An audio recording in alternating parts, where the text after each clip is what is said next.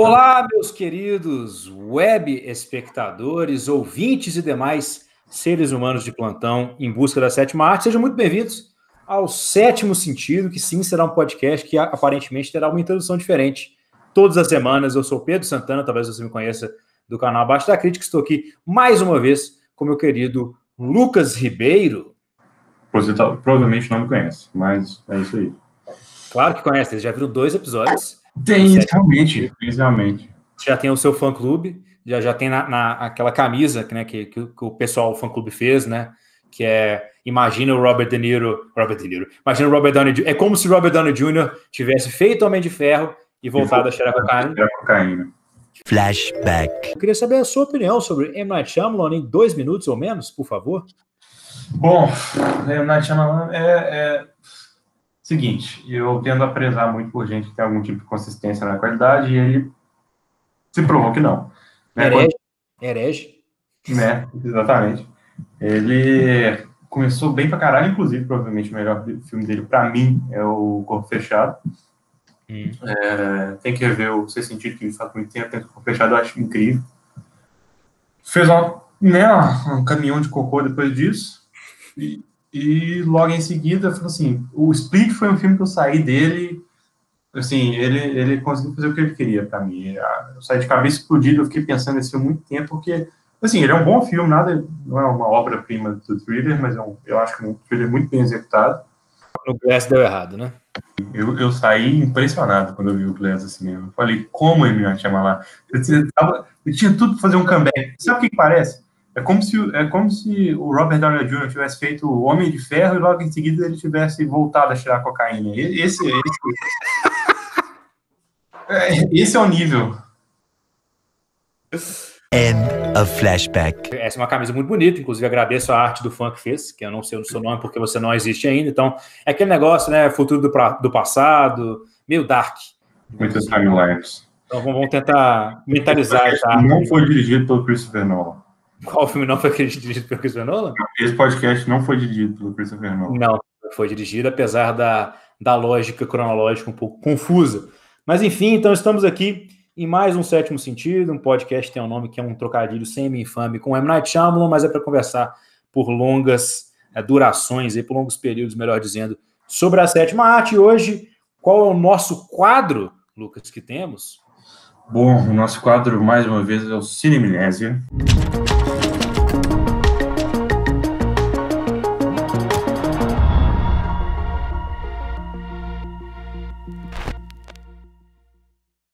Um quadro onde a gente pega filmes que, por algum motivo, seja lá qual for, às vezes sem explicação, porque a vida tem dessas, foi esquecido pelas pessoas, pelo grande público, e às vezes até por ter menos visibilidade, e, enfim, não é tão comentado por críticos quanto outros filmes, mas deveriam ser comentados, e vale a pena não ver de novo, porque ninguém viu, mas ver pela primeira vez.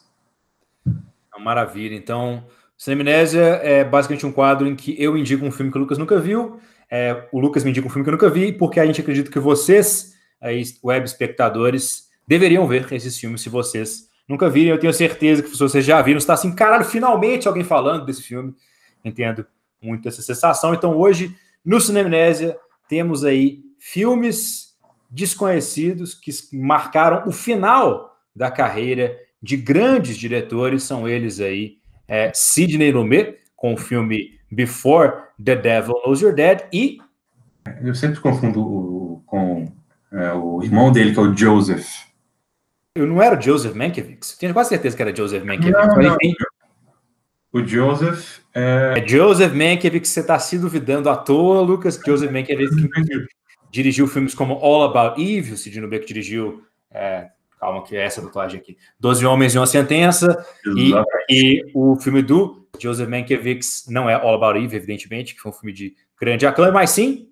um filme de 1972 chamado Sleuth, ou no nosso belo português, Jogo Mortal. Jogo Mortal, a trama diabólica, digamos assim. Sleuth, para você que não é fluente na querida língua padrão anglo-saxônica, é nada mais do que investigador ou investigação, dependendo do contexto que é usado. Então é um filme estrelando Laurence Olivier e Michael Caine, e no caso do Before the Devil Knows You're Dead, é um filme estrelando Ethan Hawke e Philip Seymour Hoffman. Então, para você que nunca ouviu aqui o Sétimo Sentido antes, basicamente, no Cineminés a gente tem uma parte sem spoilers, que a gente conversa sobre esses filmes, uma parte com spoilers, que a gente conversa sobre esses filmes. Então, gostaria, Lucas, que você começasse me contando o que você achou do filme Before the Devil Knows You're Dead, do queridíssimo Sidney Lumet. Como eu disse já em outro episódio, eu acho que uma das coisas mais importantes para mim, qualquer artista pode trazer para a carreira dele, é qualidade, consistência de qualidade. E o Sidney Lumet é um exemplo brilhante disso, porque eu estava procurando, depois que eu tinha revisto o 12 Homens e uma Sentença, eu estava procurando para ver se esse era o filme debut dele, se ele foi o primeiro filme que ele dirigiu de fato. Posso estar enganado, mas se não me engano, ele dirigiu coisa para TV, tipo assim, mas acho que o primeiro filme que lançou em cinema de fato, né, foi o 12 Homens e uma Sentença. É sim, o primeiro longa que ele dirigiu. Antes ele tinha dirigido episódios de programas de TV diversos. Inclusive aquele que o Tarantino gosta, que ele se baseou para fazer aquele western dele lá, ele dirigiu justamente o episódio daquele tal Frontier, enfim. Mas o primeiro longa do Sidney Lumet foi 12 Homens e uma Sentença, o que é um fato que me fez sentir um pouco muito especial no mundo. É um absurdo o fato dele ter começado com talvez, assim, tá no meu top 10 da história e tá no seu braço. Assim, eu fiz um vídeo chamado o melhor filme de todos os tempos, e o melhor filme de todos os tempos nesse vídeo é 12 Homens e uma Sentença. Então, exatamente. Se você acha que 12 Homens e uma Sentença não é o melhor filme da história, você está errado. Peço desculpas, querido. Você tem o direito. Mas... Inclusive, está na minha camisa aqui também, olha só. É a imagem central. A 12 Homens e uma Sentença. Do lado de Gladiador, que está aqui também, e na mira do chefe, que está aqui também, olha só como é que é toda uma harmonia estética entre o cenário, as tatuagens, a camisa, é uma coisa muito planejada. Bom, mas eu acho que eu adorei o For the Devil Knows You're Dead. Eu acho que, começando pelas atuações, ele traz eu não vi tantas coisas, na verdade, ainda. Eu sou fã do Linklater, mas eu ainda não vi a trilogia do Before, e eu tô ainda tenho muitas coisas para aprender sobre o Ethan Hawke, mas é evidente, absolutamente evidente, que só para esse filme ele já é um cara de expressão absurda, porque ele consegue pegar o que talvez fosse um dos melhores character actors que a humanidade já teve, que é o Philip Seymour Hoffman, e sim, hold his own, sabe? Ele não foi... Olha lá, começaram as expressões em inglês, Brasil. Hoje veio cedo. Ele foi meu professor de inglês, para quem não sabe. A culpa toda é dele. Eu nego o meritismo. Eu acho, assim, incrível. Uma das coisas que mais me chamou a atenção enquanto eu estava vendo o filme é como que você consegue estar próximo em tela do Philip Seymour Hoffman e não parecer tão pequeno, não desaparecer no background. Eu acho várias... O Philip Seymour Hoffman, eu acho que é um ator caracterizado, né, por essa questão de ser um method actor e um character actor, então um cara que se perde realmente dentro dos personagens, né, de forma muito profunda, igual você citou. Eu acho que inclusive foi no episódio passado, que essa é a grande marca que a gente, pelo menos, tem em uma atuação, que é parar de enxergar o ator e enxergar o personagem. E você sentiu nisso no Ethan Hawke também, nesse filme? Senti completamente. Eu acho que ele incorpora perfeitamente um personagem falho, fraco, meio que praticamente emasculado assim, e culpado, na verdade, também pelas péssimas atitudes que ele toma. Mas eu achei que eu realmente deixei de ver o Ethan Hawke como ator famoso, que eu já vi em entrevistas, e vi o personagem na sua assim, como um todo. O Philip Seymour Hoffman, então, não precisa nem falar dele, ele é incrível constantemente. Talvez seja, ele facilmente entraria em uma lista dos 10 melhores atores que as pessoas não conhecem o nome ou algo do tipo. Porque ele logo depois do Steve Buscemi, logo antes do Billy Bob Thornton? Talvez.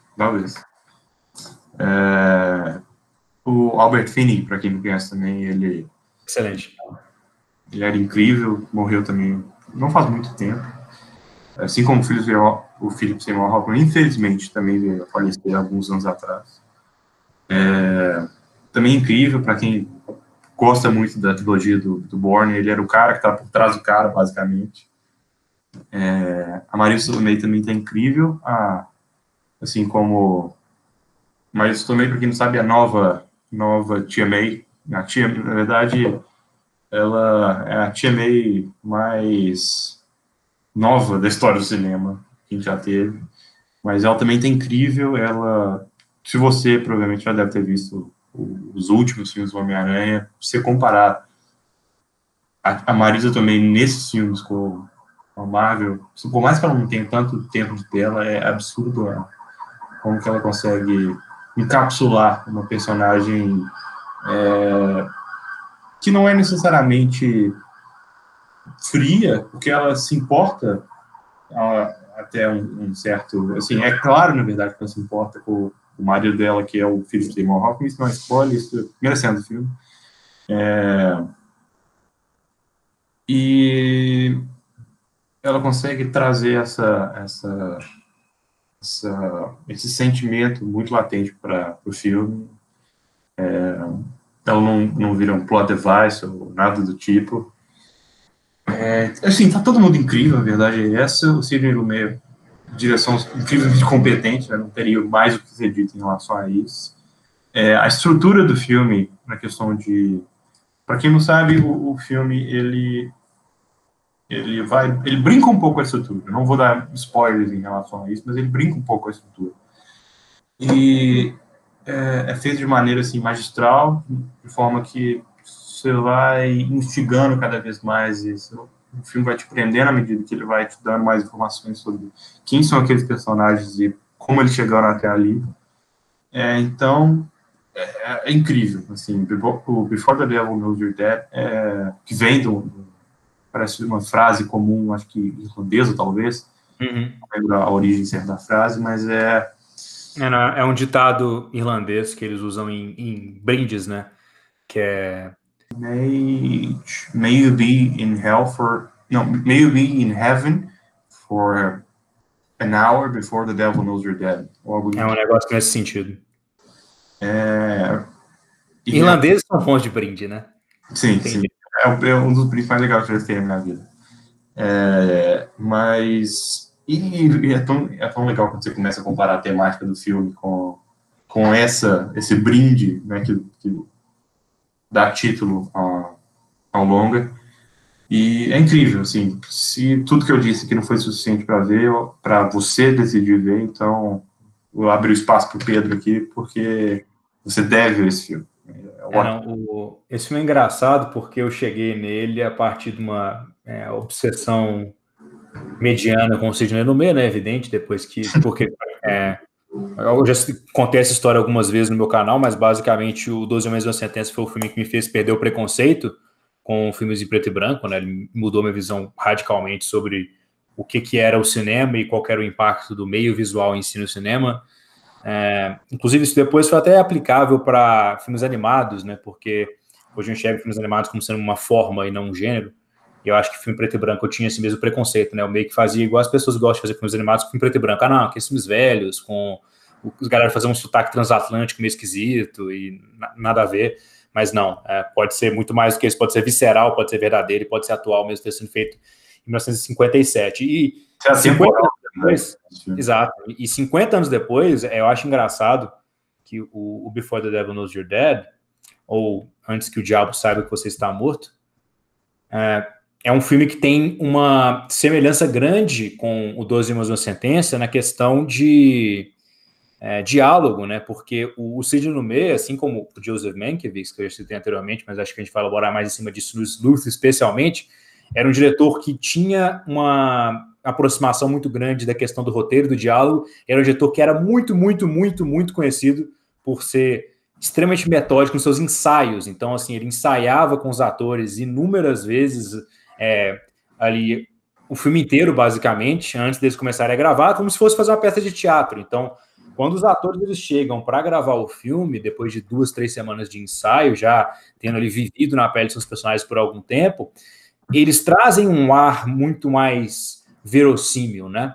E aí, quando você coloca junto com isso atores de altíssimo calibre, como é o caso de Ethan Hawke, mas também Albert Finney, todo mundo que você citou, e especialmente, nesse caso, o Philip Seymour Hoffman, acaba que você fica muito mais intrigado com a história desses personagens, consegue empatizar muito mais fácil, você consegue se jogar dentro da premissa, né? Porque a premissa também é meio coeniana, né? Assim como os outros filmes que a gente tinha trazido no Cinema Amnésia passado, que basicamente são 2 irmãos que estão planejando o assalto de uma loja de uma joalheria do bairro, digamos assim, porque um dos irmãos, que é interpretado pelo Ethan Hawke, não é lá a faca mais afiada do faqueiro, para roubar uma expressão americana. Então, é uma premissa que é relativamente simples, inclusive se aproxima de outro filme que eu amo, recente, que é o A Qualquer Custo, Hell or High Water, e eu pego um paralelo forte também entre esses 2 filmes. Antes de Diabo Estar Morto, acho que o Hell or High Water não existiria se não existisse o Before the Devil Knows You're Dead. E a direção do Sidney Lumet, ela é muito interessante porque ela agrega super ao filme, mas ela não é aquele tipo de direção que chama a atenção para si mesma, né? Igual a gente citou, por exemplo, no caso do vídeo passado que a gente fez do Fogo Contra Fogo, não é tipo um Ari Aster ou um Edgar Wright que tem uma direção muito espalhafatosa, que chama atenção para as transições e para o raccord e coisa nesse sentido. Não, é uma... Diga. E só fazendo uma adenda, não que a gente esteja falando que essas direções sejam ruins. Não, de forma alguma. Eu sou tanto que a gente trouxe eles como visionários, né? Exatamente. A gente pode, só para não deixar pontas soltas, o Edgar Wright, por exemplo, ele pode ser muito chamativo, mas faz completo sentido com a história que ele está querendo contar. O problema, entre aspas, é ser chamativo e ser uma nuvem ali em cima da história impede, de fato, a história correr, onde onde você passa do ponto e a sua direção espalhafatosa não está servindo para nada além de massagear seu ego. E essa armadilha é super comum, né? Você vê diretores extraordinários, como Sam Mendes, por exemplo, já caiu nisso. Se você vê a diferença de Skyfall para Spectre, assim, é grotesco, porque uma parece que as técnicas de direção elas estão ali para contextualizar o que está na página, e no outro parece que o que está na página serve como desculpa para existirem as tomadas que estão presentes ali. E isso aconteceu desde o David Lean, né? Que teve aquele vídeo legal que você me mandou de declarações de um fanboy do Christopher Nolan, né, do Royal Ocean Film Society, que é... A galera vai começar a achar que a gente odeia o Christopher Nolan. Gente, eu adoro o Christopher Nolan, inclusive vou até ligar esse ponto que eu falei da direção com o Christopher Nolan daqui a 35 segundos, mas basicamente nesse vídeo do Royal Ocean Film Society, ele cita o caso do David Lean, né, que é o cara que, para vocês que não sabem, que também é uma frase que a gente fala muito frequentemente, né, eu preciso rever isso, e para vocês que não sabem, dá pra fazer o drinking game aí, você que acompanha em casa, pode tomar seu shot de suco de maçã aí.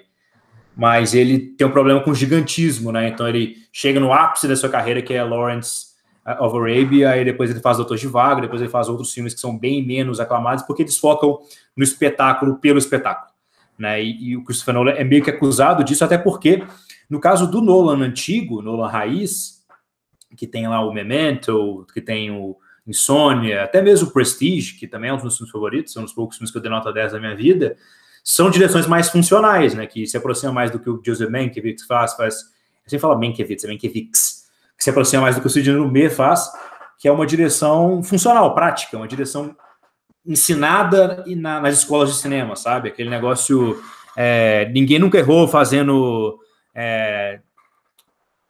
como é que era? Um wide, 2 singles e um close-up, tipo, ninguém nunca errou fazendo isso, George Lucas falava essa frase, e realmente é verdade, né, o Hitchcock fez isso basicamente a carreira inteira, tipo assim, 90% dos filmes que Hitchcock eram isso, aí de vez em quando ele lançava braba, né, como dizem os contemporâneos, aí fazendo um plano sequência de 10 minutos lá no em algum filme dele. Na verdade, o Rope tem 4 planos sequências de 12 minutos que ficam intercalados. São 4? Enfim, o Rope tem vários planos sequências de seguir. Jogo pra quem nunca viu, tem que ter pra quem nunca viu o counter aqui em cima. Total. Basicamente você que viu 1917 falou assim, nossa, eles fizeram tudo em um take. Então, o Hitchcock fez isso também em 1950 e tananã. É basicamente isso. Eu acho que ou é 48 ou é 58, mas enfim. E também tem igual o próprio Orson Welles, né, que tem um Cidadão Kane, que também era um grande fã do plano sequência, né, como tem lá no Toque da Maldade. E assim, são estilos de direção diferentes e eles servem propósitos diferentes. O propósito do Cidade Lumet no Before the Devil Knows You Dead é, contar a história, e 2, que eu acho que é o sonho de qualquer ator, é valorizar a performance dos atores. Então, assim, é o diretor perfeito para atores, cara. Que são esses diretores que têm um foco um pouquinho mais teatral e com direção um pouco mais funcional. Eu acho que hoje um análogo para esse estilo de direção, ou talvez não um análogo, mas um diretor que continua nessa tradição é o Ron Howard, por exemplo. O Ron Howard, ele tem uma direção altamente funcional, altamente voltada para os atores, até porque ele era um ator, né, antes de ser diretor. Então eu gosto muito desse filme do Cidade Lumet, porque ele é um filme muito sincero, né? Ele é um filme muito visceral, verossímil, ele não quer ser mais do que ele é de fato, assim. Ele tem um escopo bem reduzido, ele tem personagens num conflito muito específico, ele quer fazer a análise e o estudo desses personagens, e eu acho que está tudo bem, assim, não tem problema nenhum nessa questão. E, inclusive, eu acho que isso também acontece no outro filme que a gente vai começar daqui a pouco, no Sleuth. Mas antes disso, antes de ir para o Sleuth sem spoilers, você gostaria de acrescentar mais alguma coisa na questão do Antes do Diabo? Assim, mais um último contexto para te incitar a ver o filme é uma história trágica sobre 2 irmãos que escolhem assaltar uma joalheria e daí discorre o plot do filme. Direção impecável, atuação impecável, vá assistir o filme e depois vem ver os spoilers e vem ver a discussão mais aprofundada sobre o filme. Mas agora vamos falar um pouquinho do filme que o Lucas me indicou, que é um filme de 1972, e curiosamente o remake desse filme é do mesmo ano, do Before the Devil Knows You're Dead. Estou falando aqui de Sleuth, filme aí, estrelando Michael Caine e Laurence Olivier, e essa frase nunca foi tão verdade, né, que estrelando Michael Caine e Laurence Olivier, então não vou dar esse spoiler ainda, mas dando esse spoiler, basicamente, eles são os 2 personagens aí que compõem o rol de protagonistas do filme. Eles são juntados por aí Alec Cawthorne e alguns outros atores, mas na parte de spoilers a gente entra um pouquinho mais na significância disso. Mas enfim, o Sleuth é um filme muito engraçado, cara, porque ele me lembra muito a estrutura de uma peça teatral. Ele tem uma direção, para mim, que é diretamente dos anos 40, assim, diretamente dos anos 40, Sim. Mas um roteiro que é muito, muito, muito interessante, porque é um filme que é quase uma comédia cínica e um comentário social por trás muito ácido, que é assim, digamos, um Monty Python dentro de uma estrutura de filme de detetive. Seria uma maneira de descrever como é que esse filme se estrutura. E eu achei ele muito interessante, assim, eu confesso que quando ele acabou eu tinha as minhas dúvidas se eu tinha realmente gostado do filme ou não, mas assim, ele foi crescendo na minha estima na medida que eu fui pensando sobre o filme. Acho que você gostou mais do filme do que eu, pessoalmente. Sim. Até porque eu acho que Sleuth é o tipo de filme que você teria que ver sem expectativas para apreciar verdadeiramente o quanto que ele é inteligente. E aí, na medida que eu já entrei nele com alguma expectativa dele ser um proto Knives Out, né, Entre Factos e Segredos do Rian Johnson, eu acho que eu acabei sendo influenciado por isso, mas, mais do que isso, deu para perceber muito nitidamente o quão influenciado por esse filme o Rian Johnson foi. E eu acho que mais do que no Knives Out, você vê isso no filme Brick, de 2004, do Rian Johnson. Não sei se você já viu esse filme, mas assim, a maneira como os personagens falam em Brick é estritamente idêntica.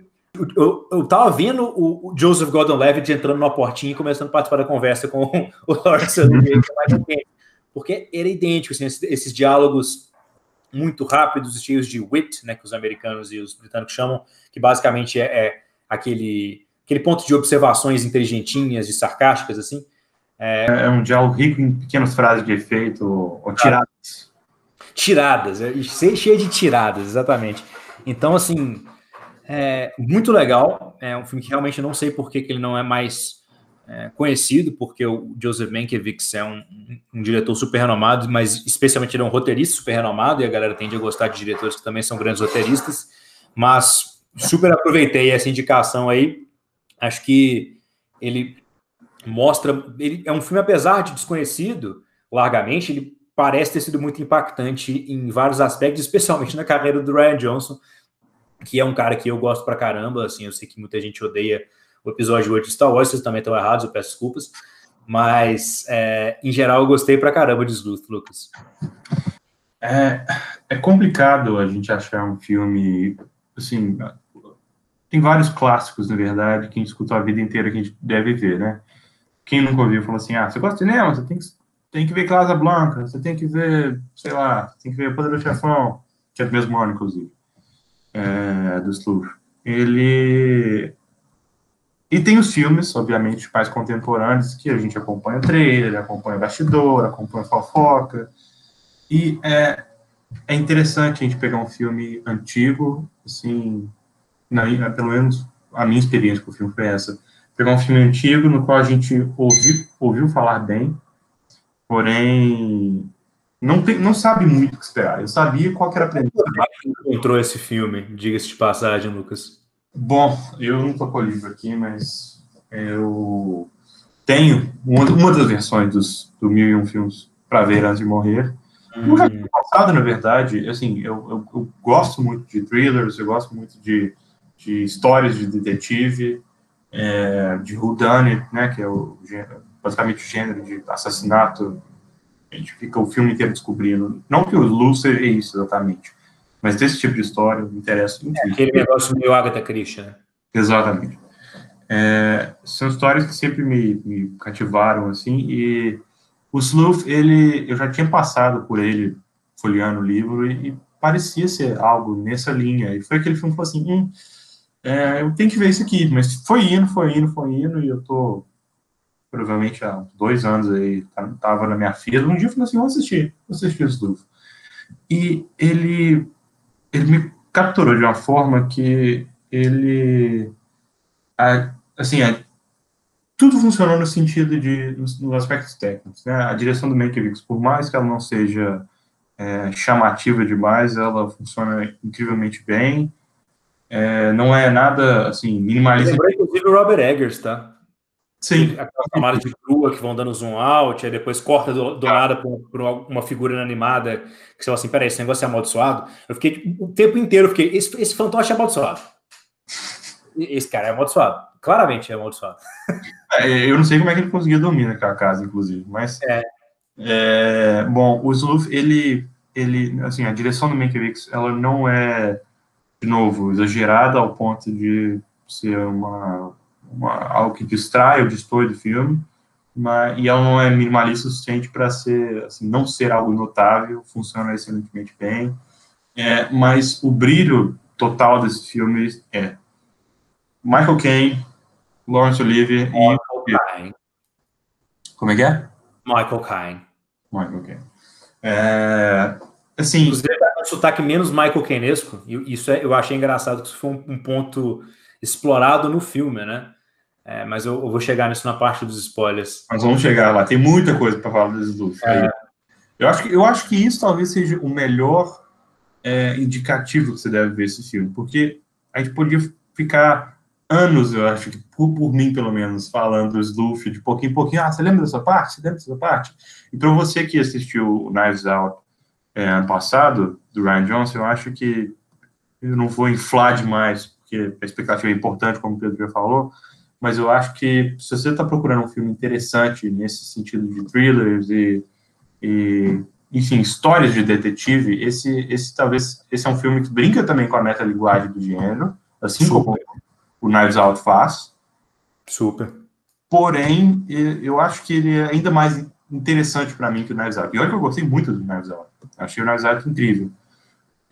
Assim, muito bom. Eu diria que é uma obra-prima, mas eu adorei o Knives Out, de fato. É um filme que vale muito a pena ser visto, caso você não tenha visto também.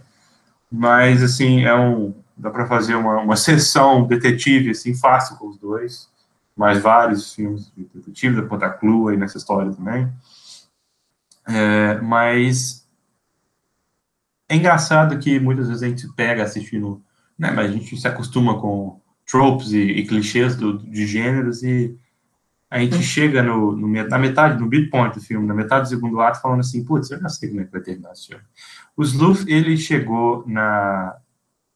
Ele tem vai sempre ter um lugar muito especial no meu coração, porque eu cheguei depois de, sei lá, no princípio do terceiro ato, falando assim, eu não faço a menor ideia do que vai acontecer. Eu não sei em quem que eu posso confiar mais nesses personagens, eu não sei o que o filme, enfim, o que o filme vai me trazer na próxima meia hora. Então eu acho que eu fiquei tão grudado, eu estava vibrando basicamente com o desfecho do filme, e é incrível, assim, definitivamente é um dos melhores filmes desse gênero que eu já vi, e eu, inclusive, fiquei abismado por que assim, o Michael Caine ou o Laurence Olivier não ganhou o Oscar, só que aí, como eu já mencionei, eu lembrei de um pequeno detalhe, que em 1972 foi lançado um filme indie, né, que ninguém conhece, chamado Poderoso Chefão.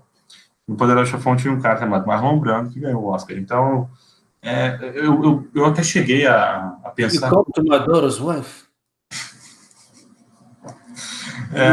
Call me Godfather. Eu cheguei a cogitar, assim, a academia devia ter criado, sei lá, uma outra categoria, melhor ator, ator coadjuvante. Eu achei interessante, inclusive, você levantando esse ponto do Oscar especificamente, que o Michael Caine e o Laurence Olivier foram indicados para melhor ator, né? Exato, porque sim, eles são em pé de igualdade ali, tanto em tempo de tela quanto em Mas o que eu achei mais impressionante do que esse fato, que basicamente o elenco principal do filme foi indicado a melhor ator, que eu não acho que é uma ocorrência comum, é isso não ter deixado esse filme marcado na cultura pop, né? Exatamente. Loucura isso, né? Imagina isso, um filme que é largamente uma peça que se passa em uma só locação, com dois atores principais, os dois atores são indicados para melhor ator do Oscar, e o filme esquecido. Como assim, velho? Só esse filme ocupou 2/5 da categoria de melhor ator naquele ano. Ou melhor conhecido como John Williams. Tipo... Perfeito. É isso mesmo, John Williams. Mas então vamos agora à parte dos spoilers aqui, porque tanto Sleuth quanto Before the Devil Knows You're Dead são filmes que largamente dependem de spoilers para serem discutidos em sua totalidade. Então, se vocês não viram esses filmes ainda, deem pausa aqui no podcast, vão lá assistir os filmes depois, voltem para discutir, ou se você não liga para spoilers. Você que tomou spoiler, e não estou falando nem pro Pedro, porque eu sei que ele passou por isso, eu também. Mas você que viu o Sexto Sentido e falou, assim, vamos com calma também, não tô falando que vai ter ninguém morto no final do filme. Fantasma. Mas você que falou assim, putz, eu queria ter visto esse filme e deram spoiler. Para agora, vai assistir o filme, volta, porque esse filme vale a pena. Vou começar um pouquinho aqui de Sleuth. Primeiramente, você sacou de imediato que o Spector Doppler, ou Doppler, era o Michael Caine? Porque eu peguei isso de imediato. Tipo assim, eu também peguei isso de imediato. A intenção do filme era que fosse de imediato, não era? Eu acho que sim, porque a gente, como público, já tem costume e, tipo assim, ainda mais a gente hoje em dia, a gente já tem IMDb para puxar e falar assim, Michael Caine, tal personagem e tal personagem. Isso não aconteceu nesse filme. Como é que é? Isso não aconteceu nesse filme, porque esse filme era da época que títulos iniciais eram a moda, né? Então você tinha lá créditos de abertura do filme, e aí o Spector Doppler era listado como ator Alec Cawthorne, que é um ator que não existe, na verdade, ele é só porque não era para tomar o spoiler que o Michael Caine fazia dois personagens no filme, mas de qualquer forma, assim que apareceu o Spector Doppler, eu ouvi a voz assim e falei, não, esse cara é o Michael Caine. Aí eu entrei numa espiral de confusão, mas peraí, era para ele ser o Michael Caine como ator, ou era para ele ser o personagem anterior, o Milo Tyndall? Exatamente.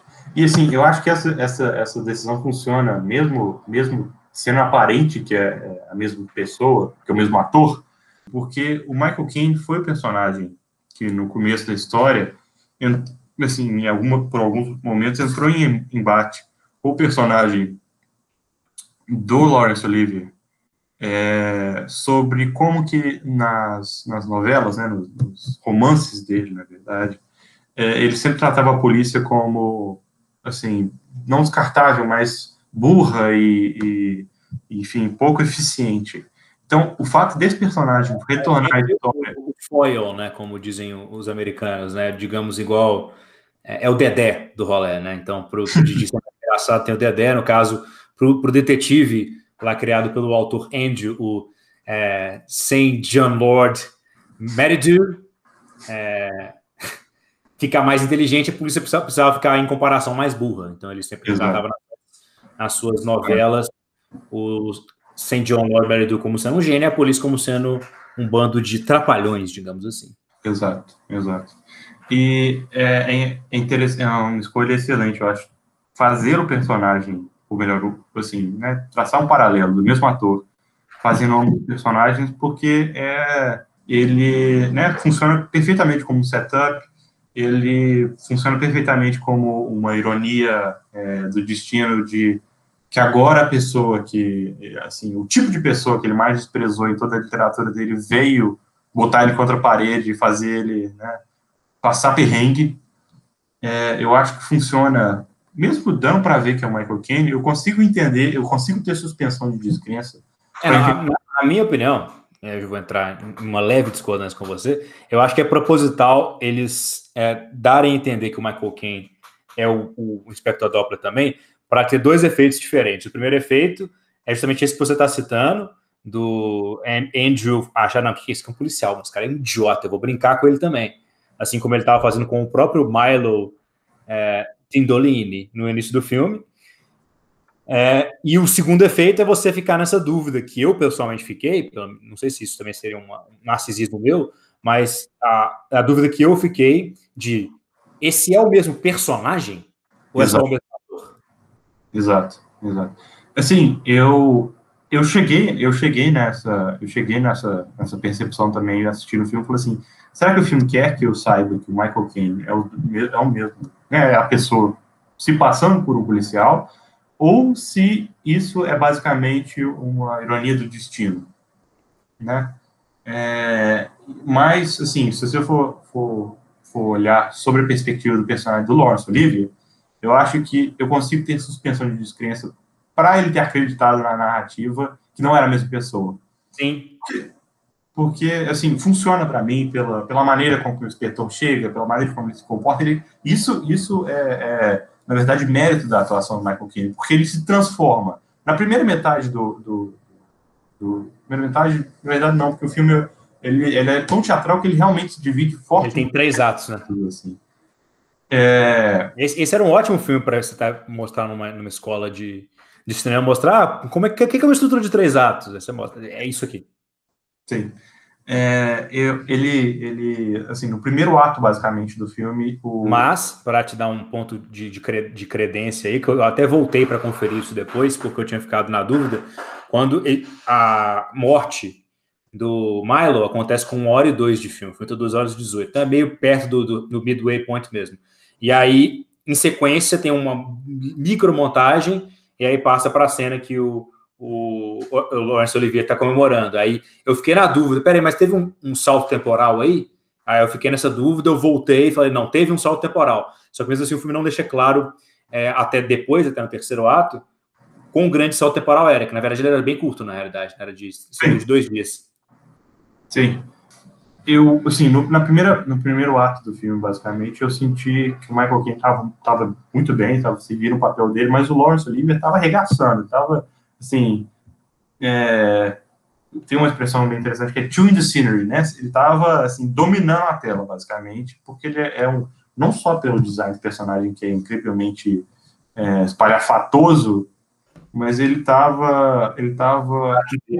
Puta, o sotaque dele é boa demais, mano. Nossa. Todas as decisões fazem com que ele seja um personagem o mais, né, específico, quirky, na verdade, né? cheio de excentricidades. Excentricidade seria a palavra. E, assim, carismático. Babaca, mas carismático dentro dentro do contexto do filme. Então, ele estava assim, dominando, basicamente, e eu acho que essa volta no Michael Caine na história, que a princípio a gente não sabe se é o Michael Caine personagem, no sentido que ele é o Milo de novo, ou se é, né, um policial, como a gente mencionou, funciona, assim, funcionou tão bem para me dar um tapa na cara e falar assim, o Michael Caine tava bom, né, agora ele vai ser incrível, porque ele vai se transformar em outra pessoa, literalmente, e ele consegue esquecer que ele é o Michael Caine quando ele está interpretando o Milo, aí ele consegue fazer esquecer que ele é o Milo com o outro personagem. E assim, então foi mais um dos 1 zilhão de motivos, motivo 337, porque o cast desse filme deveria ter sido indicado, não deveria, mas foi indicado corretamente para o Oscar. Eu adorei como que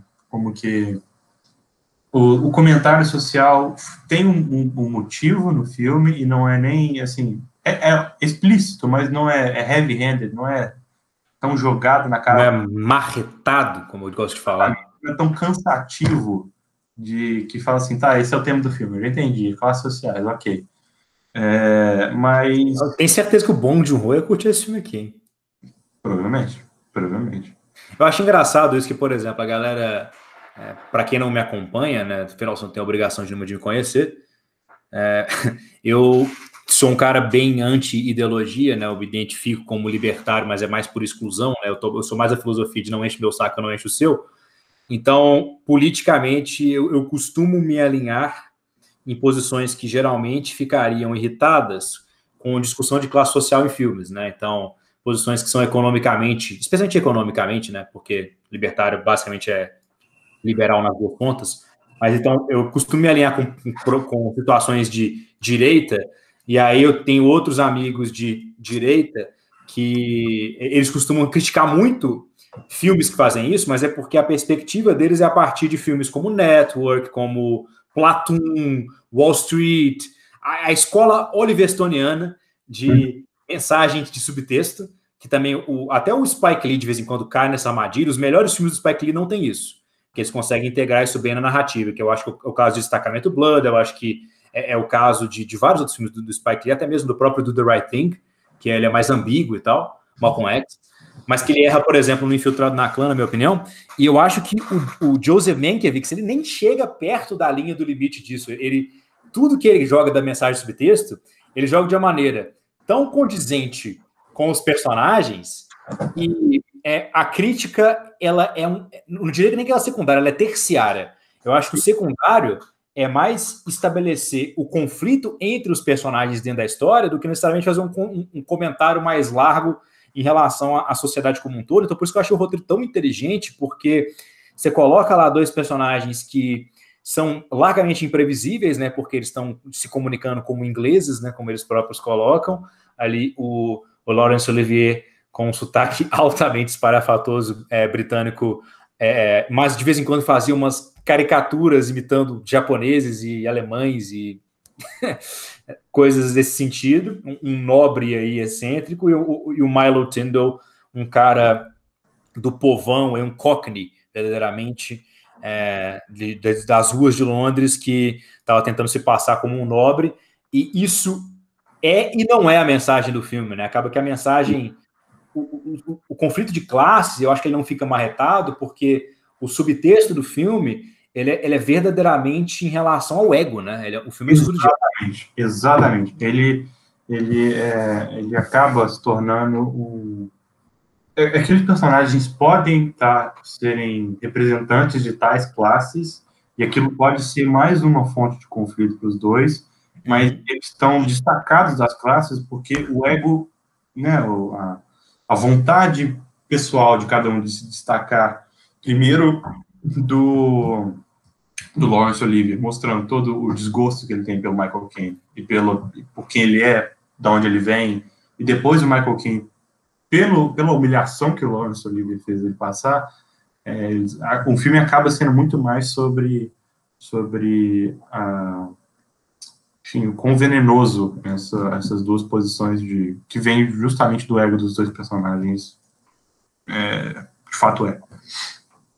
Uma frase que me veio à cabeça, que é uma coisa que a Camila fala muito comigo, é aquele tipo de situação que você prefere ser razão ou ter razão ou ser feliz? Aí o Michael Caine responderia sim. Porque igual no final do filme, né, que eu achei bem interessante, quando ele tá lá no estado de bliss, que eu acho que é uma palavra que falta na língua portuguesa, que ele tá exuberante, depois de tomar um tiro nas costas, só porque ele tá assim, nossa, chupa, você realmente caiu e perdeu o meu jogo, cara. Agora que a polícia chegou e você me deu um tiro, e tá lá com o personagem, lá, o fantoche amaldiçoado, rindo do Laurence Olivier, e o filme sabe a hora de cortar. Eu fiquei torcendo, falei, não deixa a polícia entrar, deixa o filme acabar assim, pelo amor de Deus, ele corta isso. Maravilha.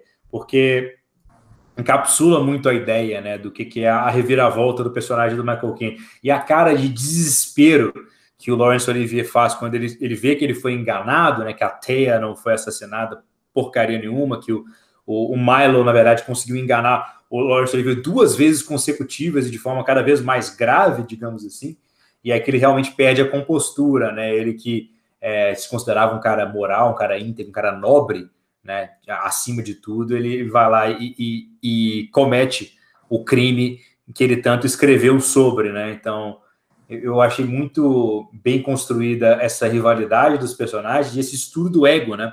Eu diria que mais do que um estudo dos personagens, até porque os personagens são razoavelmente caricatos, é um estudo do ego, né, do ser humano como um todo, do narcisismo, da inteligência, etc. É como se o Sherlock Holmes fizesse... É como se o Sherlock Holmes do Robert Downey Jr.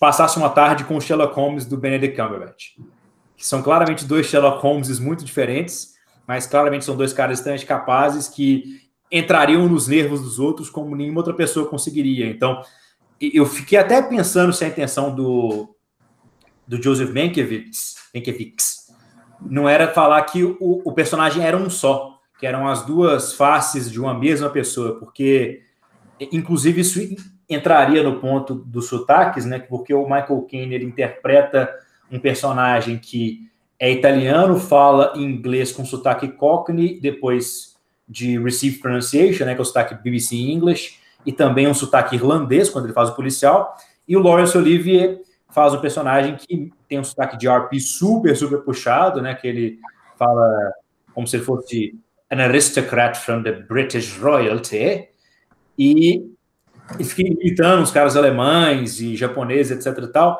Então, me veio na cabeça a possibilidade de ser um único ator em uma crise louca de ego, mas aí talvez daria um vídeo ensaio diferente em relação a Sleuth, mas dá para fazer. É uma teoria interessante sobre isso. Só não dá para ver clickbait, porque ninguém conhece o filme. Exatamente. Eu acho que outra coisa que eu tô pensando quando que eu vou começar a falar sobre o remake, como que é um estudo... O remake... Libera o seu coração, ele. Tira esse peso das suas costas. Tem um remake desse filme. Você aí que não sabia... Do ano, inclusive, que foi lançado Before the Devil Knows You're Dead, que é 2007. Esse filme, para quem não sabe, o diretor é o Kenneth Branagh, que fez uma incrível adaptação agora, Artemis Fowl, o Pedro... Fantástica adaptação ali. Foi tudo que eu imaginei depois de 13 anos esperando para ver um filme de Artemis Fowl. Isso é veneno, minha gente. O Sleuth, ele foi, né, dirigido por Kenneth Branagh, e o Kenneth Branagh, não sei o que aconteceu com ele. Vamos começar pela direção. A direção do Mankiewicz, ela funciona, como a gente mencionou, muito bem, serve incrivelmente a história. Só deixa eu fazer mais um comentário sobre a direção do Mankiewicz, que eu tenho quase certeza que é proposital esse estilo de direção, porque o Laurence Olivier, ele fica citando os anos 30 e os anos 40 de forma sequencial, assim, ele traz isso ao longo do filme várias vezes, e o prêmio que o personagem do Laurence Olivier ganha por uma das novelas que ele escreve, o prêmio lá, Edgar Allan Poe, ele é de 1946, né, que 1946 é meio que o auge do cinema noir, e o auge dessas dramatizações de filmes da Agatha Christie, etc e tal. Então, eu acho que é uma escolha altamente proposital esse estilo de direção do Mankiewicz. Então, eu imagino que qualquer mudança em relação a isso seria evidentemente problemática, né, para a estrutura do filme em si, porque ele é construído em cima de tropes e de referências muito peculiares desse período histórico e desse tipo de gênero de filme, que vem ali de situações desde daquele filme Odd Man Out, não sei se você conhece esse filme, que é basicamente um filme de manhunt.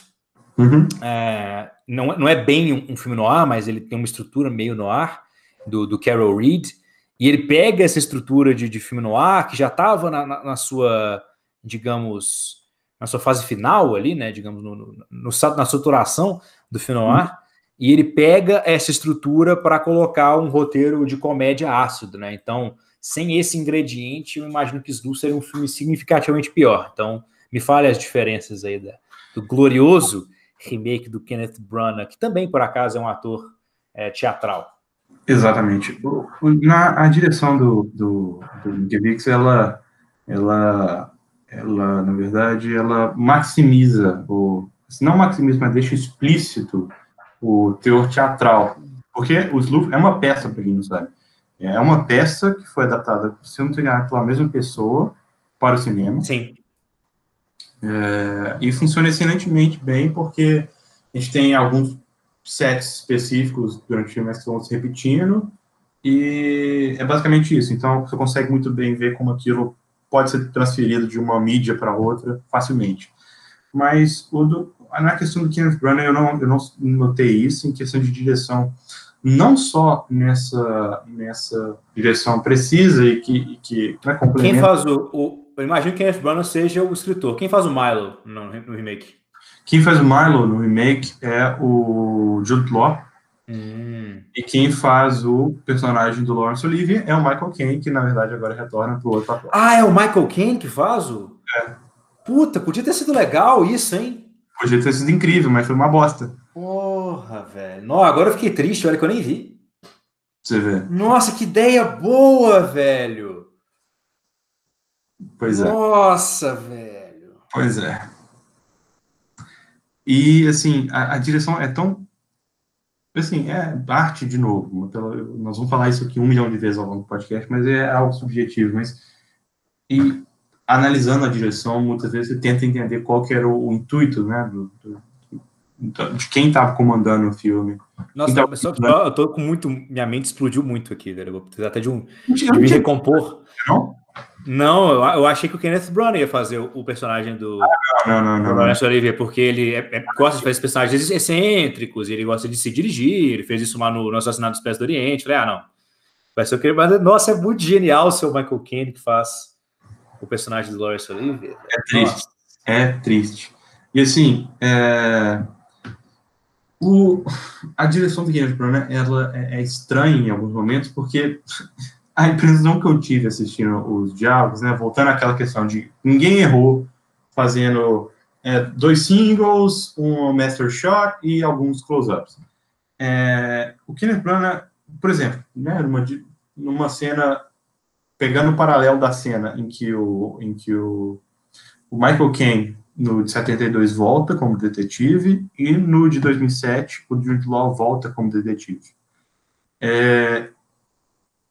Né, tem embates ali de personalidades.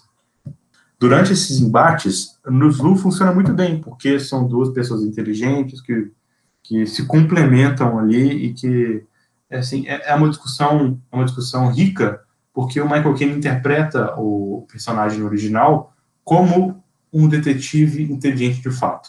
Começa pela decisão do Jude Law voltar como detetive meio bêbado, mega, assim, caricato, mas se você juntar toda a caricatura dos 2 personagens do Sleuth original, não dá a caricatura do Jude Law como detetive no de 2007. É bizarro. Ele parece um bêbado que saiu direto de um bar. Mas isso é completamente contra-intuitivo, considerando que o ponto que o detetive representa, né? Calma, eu vou só pior. Assim, sabe aqueles detetives em filme policial que é o detetive bêbado, que sempre tem um esquema fora da lei, é meio miliciano? Então, Parece isso, o detetive. Não, inclusive tem um personagem super assim no Before the Devil Knows You Dead, né? Mas tudo bem. Sim.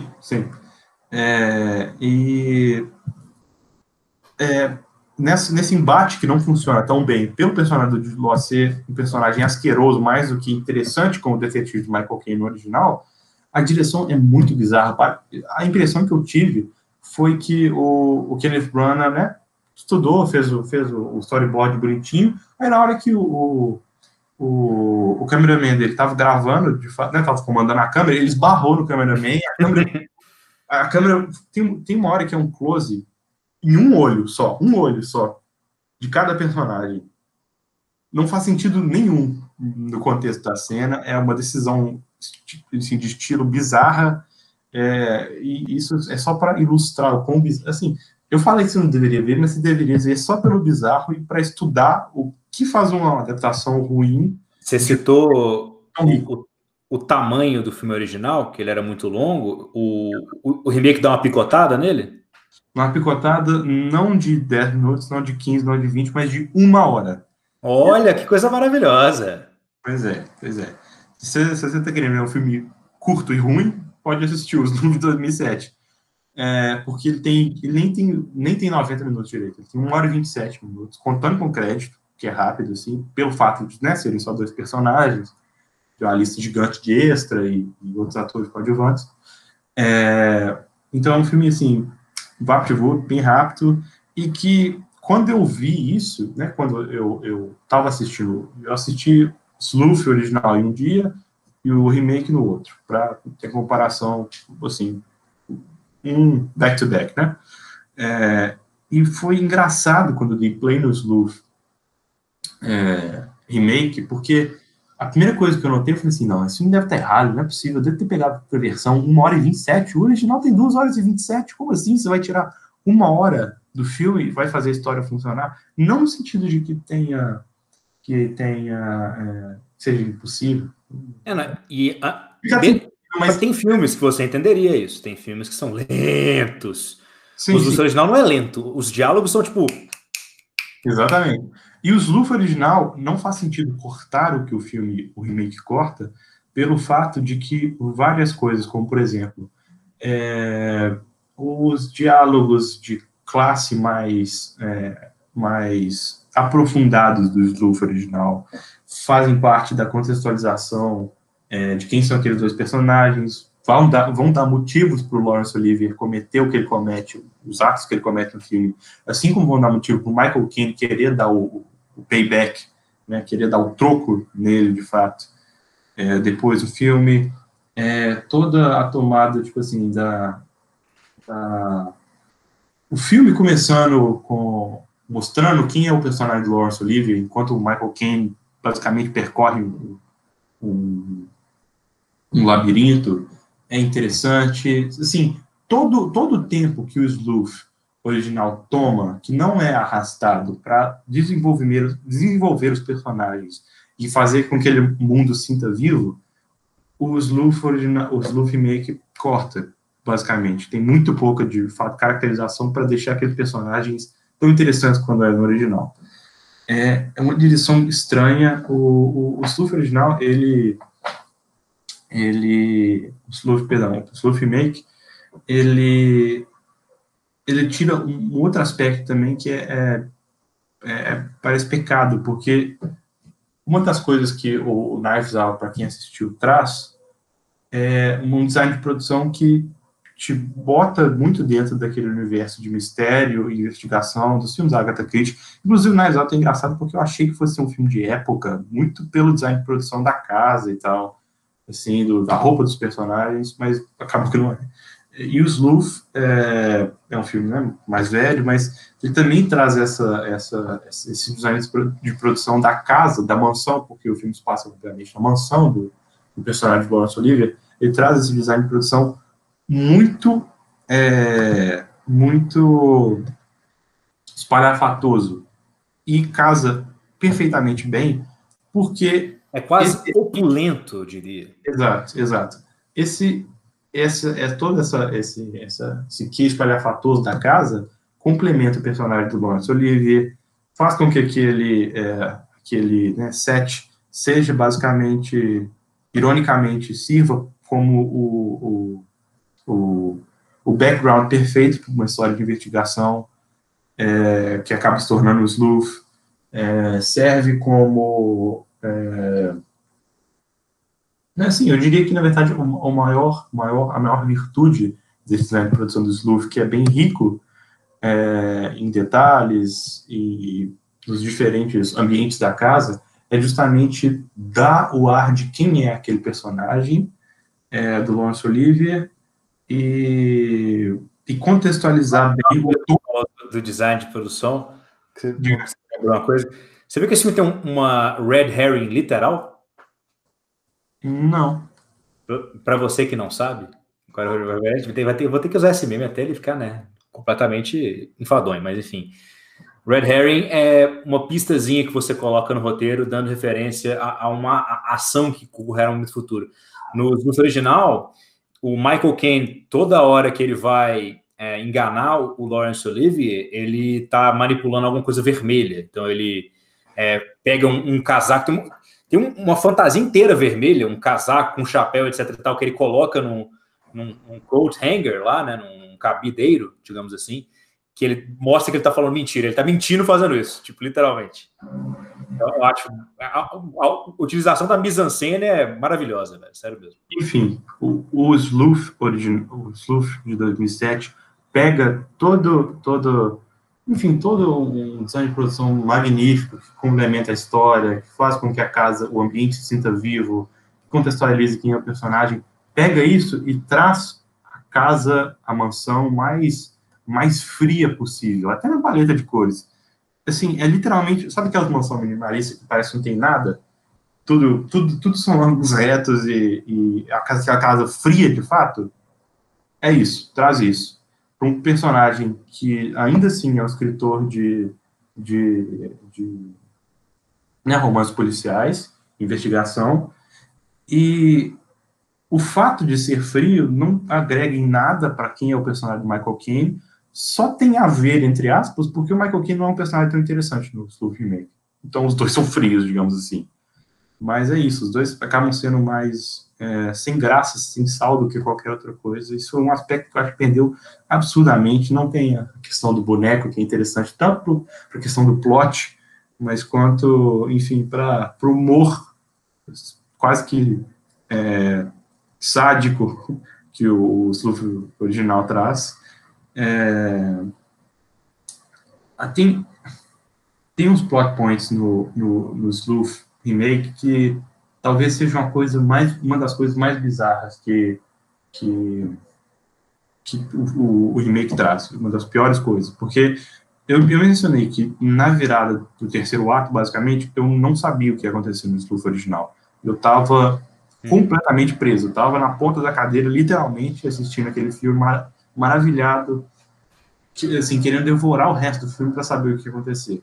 Já explicando um pouco melhor sobre o Sleuth Remake, ele segue mais ou menos os beats da história, assim, né, os pontos específicos da história com uma certa fidelidade, ou seja, fora algumas pequenas mudanças, o personagem do Jude Law ainda está tendo um caso com a mulher do Michael Caine, o Michael Caine ainda é um escritor, eles se conhecem, o Michael Caine pega a primeira peça do filme do Jude Law,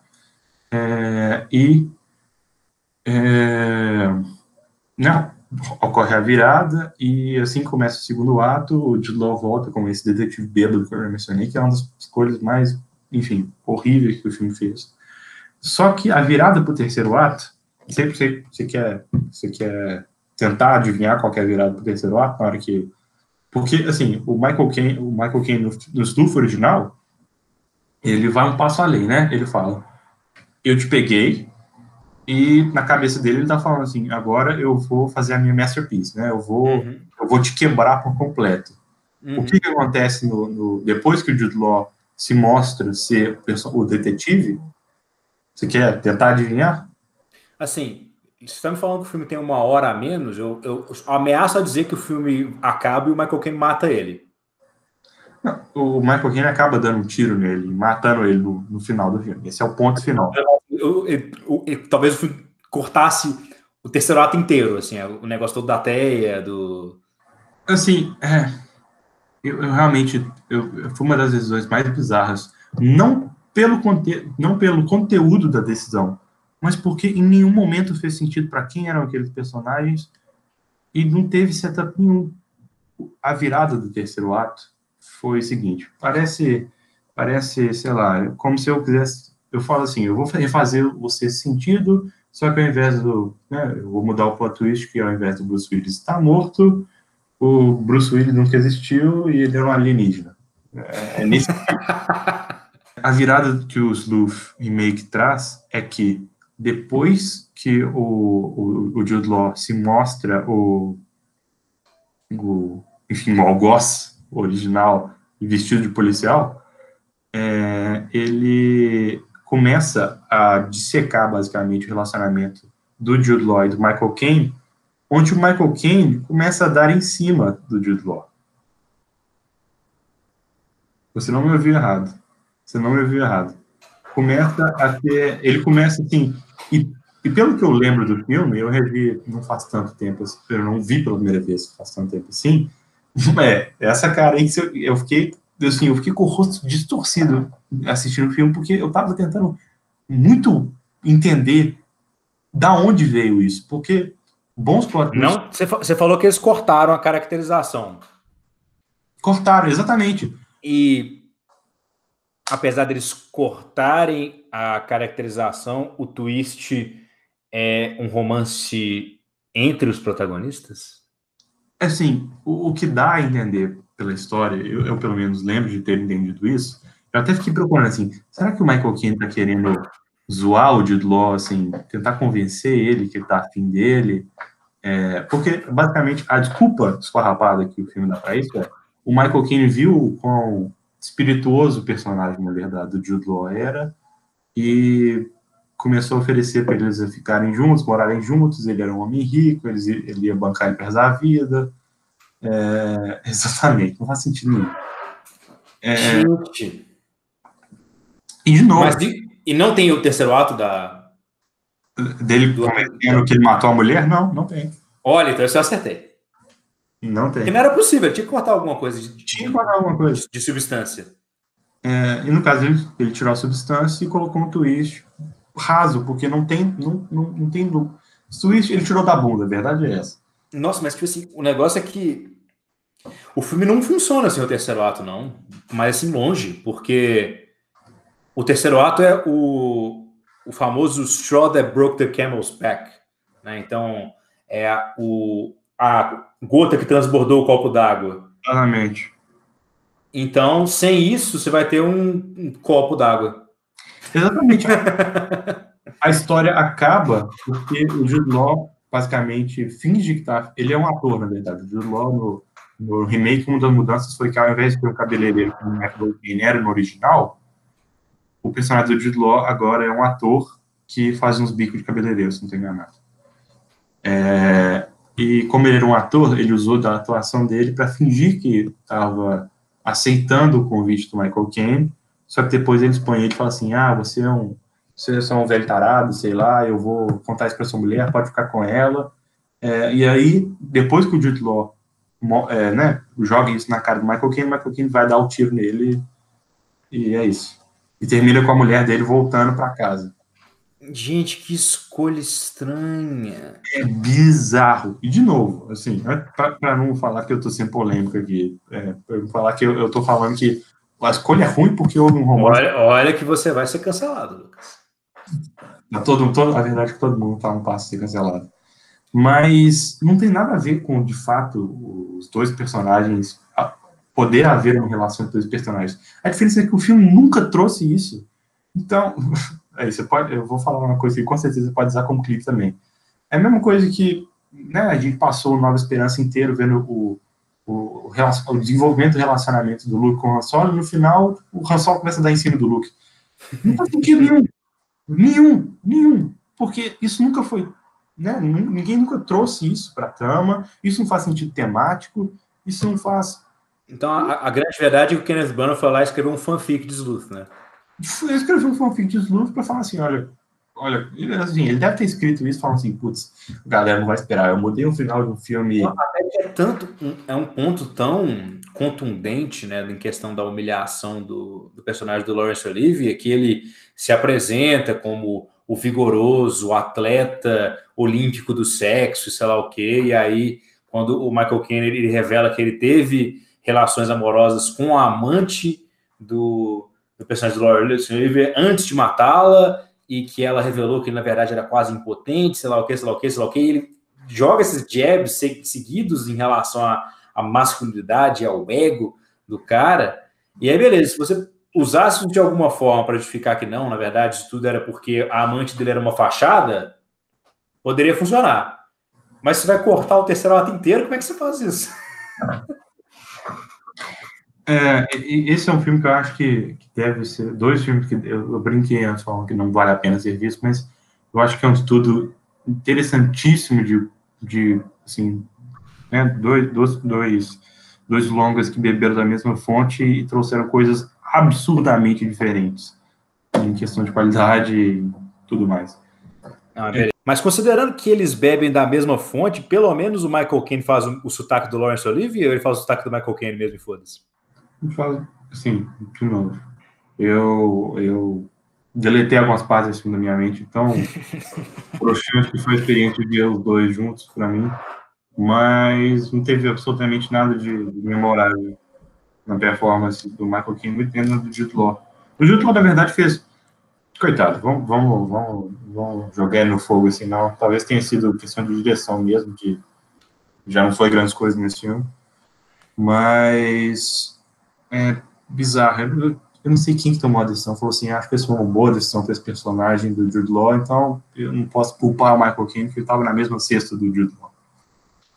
Beleza, então, não sei se a gente vai ter um remake de Before the Devil Knows You're Dead, mas falando com spoilers da versão única ainda do filme do Sidney Lumet, uma coisa que me chamou a atenção particularmente é como é que o filme resolve o conflito do roubo da joalheria, né?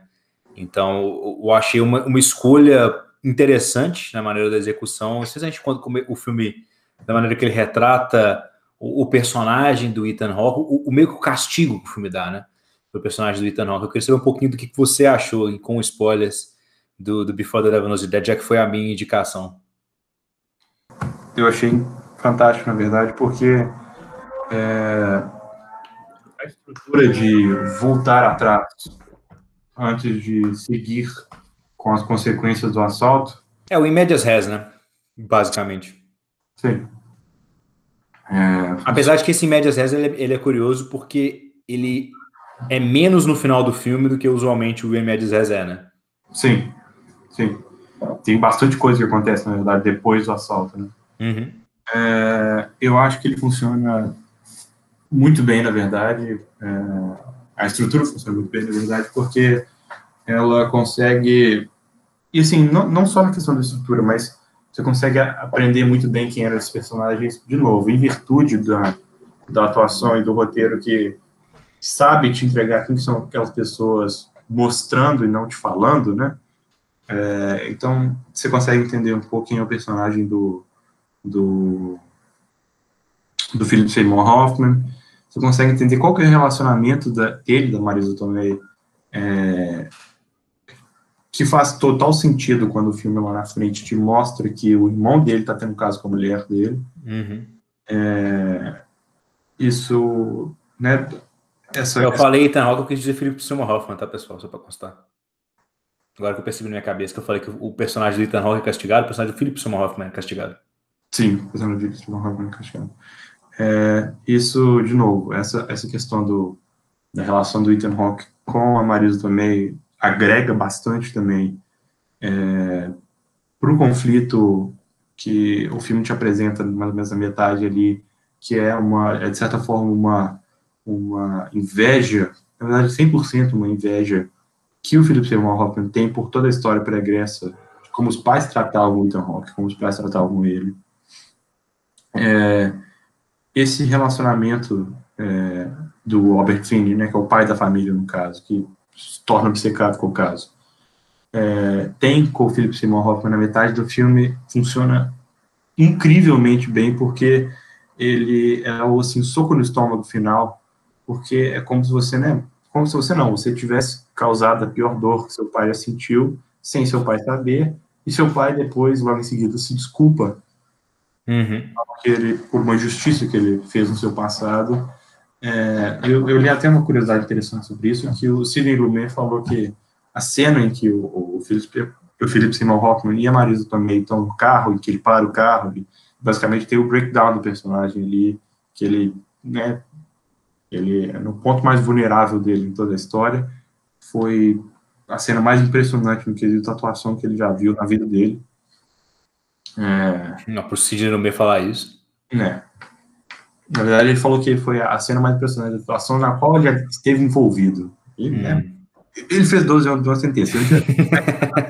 Isso já seria uma afirmação grandiosa.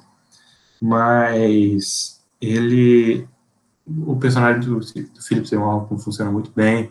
O Michael Shannon faz uma ponta do nada, assim, né? O Michael Shannon faz o personagem Michael Shênico. Exatamente, o Michael Shannon, assim... Inclusive, eu descobri esse filme por causa do Michael Shannon. Eu tava vendo uma entrevista dele, que ele tava falando sobre diretores que ele mais gostou de trabalhar, que ele tava falando sobre o Tom Ford e tal, de Animais Noturnos, aí ele citou o Sidney Lumet. Eu falei, como assim o Michael Shannon já trabalhou com o Sidney Lumet?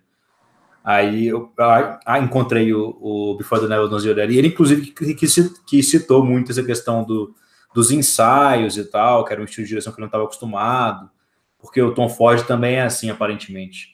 Até porque, o que faz sentido, né? O Tom Ford é ultra, super, mega metódico, com toque, as tomadas dele parecem pinturas estáticas e tal, então faz total sentido na minha cabeça isso. E ele ter bebido da mesma fonte que o Sidney Lumet é aparente. Mas o personagem que o Michael Shannon faz é quase que um alívio cômico não intencional, né? Exatamente. A Amy Ryan também aparece no filme do nada. Eu não lembrava que ela era a ex-mulher do Ethan Hawke. Amy Ryan, para quem gosta de The Office, é a namorada do Michael. Não é a namorada que ele compra 2 passagens para Jamaica que ele não pode usar. Não é essa.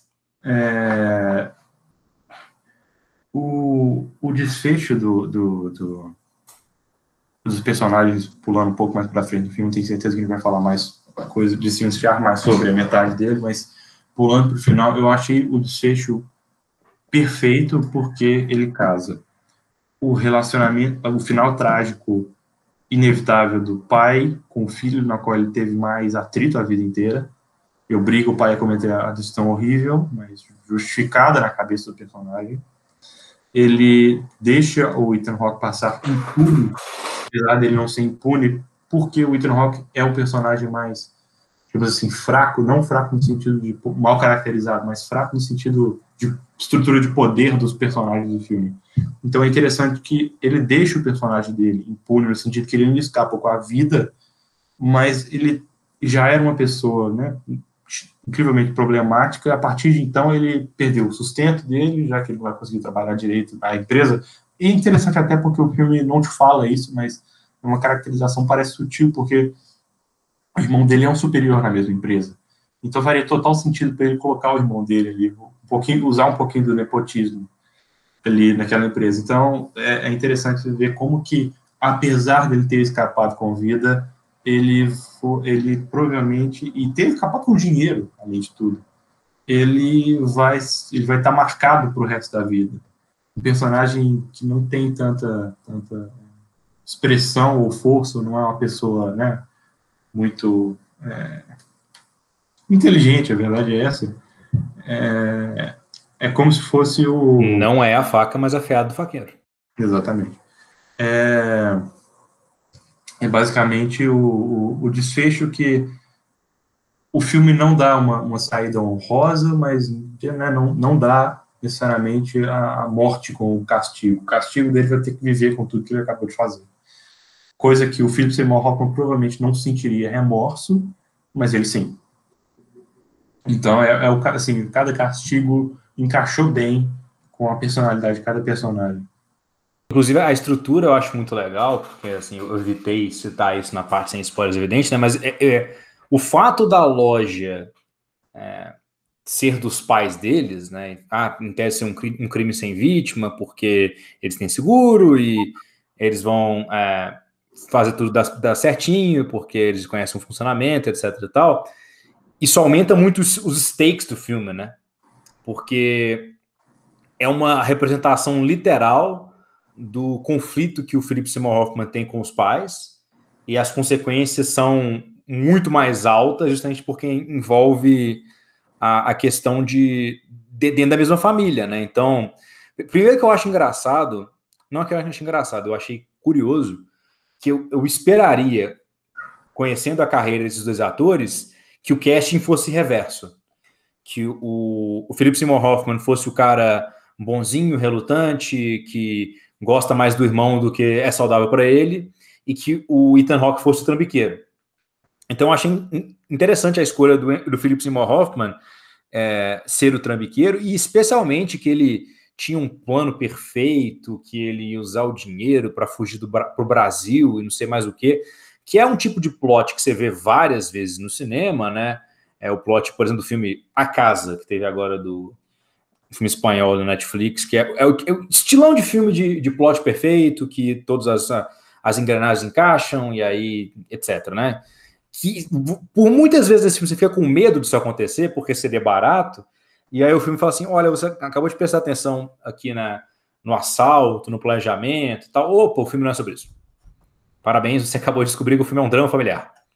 Grande trabalho.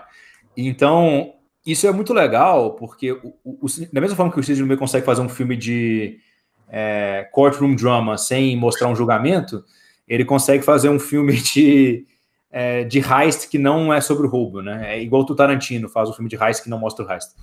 Então, eu acho muito legal toda a questão do dano colateral, como é que ela é estruturada, me lembrou ali filmes também, mais uma vez, do Guy Ritchie. A gente vai ter que fazer alguma coisa sobre o Guy Ritchie, que a gente está citando ele muito frequentemente nos nossos podcasts. Sim. Mas essa questão do criminoso que tem um plano que é complexo demais para não dar uma cagada enorme, mas ele não percebe isso dentro da própria do blind spot que ele tem, porque ele está fazendo isso não pelo motivo que ele acha que ele está fazendo isso, mas por um motivo subconsciente, né? No caso do Philip Seymour Hoffman, claramente não tinha nada a ver com fugir para o Brasil e sustentar a mulher dele, claramente ele era se vingar do tratamento que ele teve quando ele era mais novo. Então eu acho que a estruturação disso dentro do filme é o que funciona melhor, né? É muito engraçado que o incidente incitante, que na verdade não é um incidente incitante, mas o incidente incitante da morte, né, que é causada no roubo, vem não por atuação dos irmãos, mas porque a personagem lá, acho que era, eu olhei isso no IMDb antes de a gente começar, acho que é Nanette o nome, que é ela que puxa a arma que estava escondida no balcão, então provando que não era uma joalheria tão inofensiva assim, etc. O filme tem vários desses pequenos plot twists, dessas pequenas reviravoltas. Ele não depende de ter um grande plot twist para funcionar, apesar de no final das contas ele meio que ter um grande plot twist, né? Que é essa questão da decisão final aí do pai. Então, em geral, eu acho que ele é um filme muito estruturado para reações emocionais através de um roteiro que poderia, em qualquer outra circunstância, ser altamente conveniente. Sim. Eu estava pensando que realmente a gente já trouxe assim, um filme que com Simple Plan, que é basicamente um plot coeniano, né? Que é um termo que a gente basicamente cunhou para tratar de plot que poderiam facilmente ser parte de filmes dos irmãos Coen. E o Before the Devil Knows You're Dead é mais um caso explícito assim, disso, porque eu acharia até interessante ver, não que eu quero que esse filme seja refeito, mas em um universo paralelo em que os irmãos Coen dirigiram esse filme. Você queria que os irmãos Coen dirigissem muitos filmes, né? Mas tudo bem. Eu queria. Eu sou fã de carteirinha. Só para constar, qual que é a sua cena favorita de Before the Devil Knows You're Dead? Muito difícil essa, eu acho. Para mim é bem claro. Para mim, eu acho que é a cena do funeral. Que não é a cena mais show-off do filme, né? Não é a cena mais igual, que, nossa, foi a cena mais impressionante de atuação que eu já tive envolvimento. mas é a cena mais irônica que eu talvez já tenha visto em um filme. É assim, o nível de desconforto que eu fiquei vendo que no funeral da mãe do Andy, que ele acabou de causar a morte dela por uma ação que ele tomou, que subconscientemente era para se vingar do pai dele, gerou a situação que o pai dele foi lá e pediu desculpas pro Andy. Aí eu falei, puta, velho. Eu falei, nossa, que cagada, hein? Nossa senhora. Então eu achei essa cena fundamental para a construção que eu estava falando da questão do filme não ser verdadeiramente um filme sobre o roubo da joalheria, né? Sim, sim, sim. Eu tava, quando eu perguntava a melhor cena, me veio enfim, a cena dos dois irmãos basicamente discutindo sobre o que seria o assalto, mas a primeira cena que me veio à cabeça de verdade foi o diálogo a Marisa Tomei observando os dois, recebendo a ligação do Ethan Hawke, a gente só descobre que é o Ethan Hawke um pouco mais pra frente do filme, e o que é, na verdade, o ponto principal da cena, o diálogo do Albert Finney com o Philip Seymour Hoffman. Provavelmente a melhor cena, realmente, do filme. Porque ela basicamente encapsula tudo da história, o relacionamento do Ethan Hawke ausente, porque esse é o personagem dele, ele foge em momentos de dificuldade, ele é um personagem mais apático e mais fraco, como eu já mencionei em relação a tudo isso, a relação dele com a Marisa Tomei, a estrutura de poder da situação em que o Philip Seymour Hoffman é o cara que está tentando segurar a barra ali, porque ele ficou no funeral, o diálogo com o pai dele, que é a ironia final do filme. O que você acha da escolha de, no final, ser aquele negócio meio John Woo, meio Tarantino, de todos os personagens principais morrerem?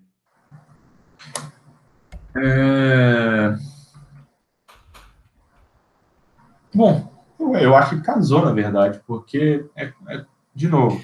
Porque eu vi algumas críticas falando que isso era um artifício barato. Porque tá fazendo os personagens fugirem dos seus próprios arcos, é o que eu tendo a discordar fortemente. Não, porque, de novo, dando um exemplo do Ethan Hawke.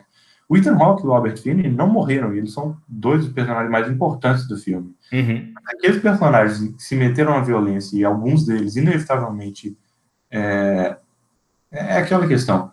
Por exemplo, vai ser outro clichê, eu puxando os irmãos Coen aqui, mas Fargo, por exemplo. Quando a Marge morre, no caso, não é porque o personagem tem um arco que é interrompido, até porque ela não é um personagem que tem um arco no Fargo, mas é quase como se aquele plano e aquele plot fosse complexo demais para que não saísse ninguém machucado. Uhum. Quando o Michael Shannon, igual Reservoir Dogs, né, no caso. Exatamente. Quando o Michael Shannon se envolve na história, por que ele morre? Porque ele está se envolvendo com pessoas nas quais ele não conhece e se considera mais poderoso. Então, quando aparece o Philip Seymour Hoffman, que é uma outra variável na jogada, ele acaba morrendo porque o Philip Seymour Hoffman, ele estava tentando coagir uma pessoa que era fraca e o elo mais forte dessa relação apareceu no meio e basicamente matou ele. Uhum. A relação do Philip Seymour Hoffman com aquele enfim, na casa, né, no show-off, basicamente, final ali, no showdown, perdão, final, faz sentido Você também. diz na cena que ele vai atrás do traficante, que ele mata o traficante, mata o cliente, mata quem tava na frente dele, parecendo basicamente. E não só essa cena, mas a cena seguinte, em que ele vai confrontar o Michael Shannon. O Michael Shannon, eu acho que eu pesquisei que era Bob, porque eu achei interessante que o personagem dele no Animais Noturnos é Bob Andes, então ele é Bob nos dois. Eu acho que o final trágico do Philip Seymour Hoffman fez total sentido, porque, de novo, Você considera o final agridoce? Não, totalmente azedo, amargo, doce de maneira alguma, porque não tem qualquer tipo de redenção para nenhum dos personagens, e esse é o ponto do filme. Uhum. Não é um filme em que faria sentido ter algum tipo de arco de redenção, porque todos os personagens são quebrados e é como que a exposição deles como que a exposição deles a esse conflito familiar fez com que tudo debandasse de fato, de definitivo. A minha percepção é que esse filme é exatamente o outro lado da moeda do 12 Homens e uma Sentença. O 12 Homens e uma Sentença é um filme dedicado a fazer você resgatar a experiência no ser humano, e o Before the Devil Knows You're Dead é um filme que é feito para você perder completamente a esperança no ser humano. Sim. Acho que são exatamente os dois lados da mesma moeda. E, assim, muito característico de ser o primeiro e o último filme do Sidney Lumet, né? Sim, é interessantíssimo, eu não tinha pensado por esse lado. Mas eu acho engraçado porque eu tinha mencionado, imaginando como que os irmãos Coen dirigem esse filme, porque eles têm um senso de humor muito mais ácido, né, que dá pra ver isso em todo... No Pontos Fracos não tem vez, no entanto, que é um filme mais sóbrio. Mas em Fargo, que é um filme que eu diria, talvez seja um hot take, com um final agridoce, é o Fargo. O Fargo, eu enxergo ele como um filme em que a mensagem, assim, sabe aquela frase, tem gente que é tão pobre que só tem dinheiro. Então, o Fargo, ele encapsula perfeitamente isso, porque a mensagem final, os irmãos Coen são tão talentosos que eles conseguem fazer isso, te mostrar isso só com frame, depois de todo aquele crime banal e sem motivo acontecer e todas as consequências horríveis tomarem parte na história, ele te mostra como que algumas pessoas conseguem não se contentar, mas serem genuinamente felizes com o que elas têm e com, né, a companhia que elas têm. Quando o último frame do filme assim, a composição é bem fechada no casal, mostrando como que eles são aconchegados um no outro. Então serve para dar um contraponto muito interessante com quem era o personagem do Jerry, com quem era o personagem da Marge e o relacionamento dos dois. Jerry muito bom, né, velho? O Fargo é engraçado que ele é um filme que tem literalmente todos os qualificadores do homicídio qualificado. Tem motivo fútil, motivo torpe, todos. Depois, se você tiver curiosidade de ir no artigo 121 do nosso Código Penal e ver todos os qualificadores do homicídio, que seriam motivos que transformam um homicídio de simples de 6 a 20 anos para um homicídio de 12 a 30, depois dá uma lida lá. Você vai falar assim, olha só, tem esse aqui, esse aí é quando o cara bota ele no wood chipper, esse aqui é quando ele pega por causa do dinheiro. É engraçadíssimo fazer isso.